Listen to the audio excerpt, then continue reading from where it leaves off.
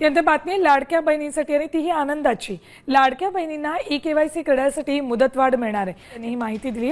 ते हिंगोलीत बोलत होते। यामुळे प्रजासत्ताक दिनाच्या निमित्तानं लाडक्या बहिणींना खुशखबर मिळते। तर तुम्हाला फक्त 1,500 रुपये देऊन थांबणार नाही आम्ही।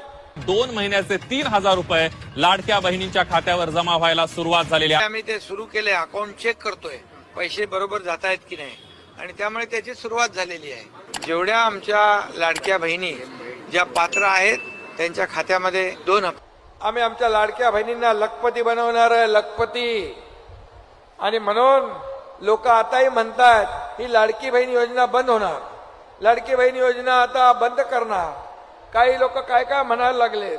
आता विधानसभेच्या वेळे असंच खोटं फसवलं, पण तुम्ही फसले नाही। मी तुम्हाला सांगतो, तुमचा लाडका भाऊ सांगतो, हा एकनाथ शिंदे सांगतोय, ही लाडकी बहीण योजना कधीच बंद होणार नाही।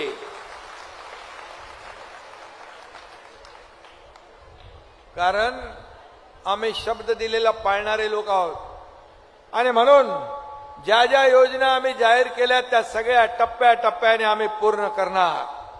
आणि म्हणून लेक लाडकी लखपती योजना आपण सुरू केली, एसटी मध्ये 50% सवलत आपण सुरू केली, या ठिकाणी लाडकी बहीण योजना सुरू केली।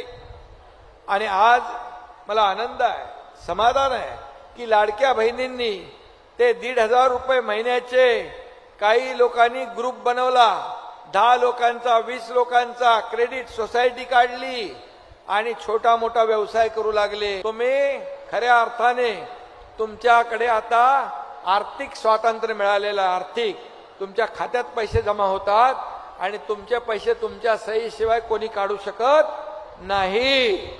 आणि म्हणूनच या योजनेचे जे काही पैसे आहेत हे पैसे आपल्याला कायम सुरू राहतील। कोणी किती म्हटलं, कोणी अफवा पसरवल्या तरी सुद्धा तुम्ही काही चिंता करू नका, तुमची योजना कधी बंद होऊ देणार नाही, बंद होणार नाही।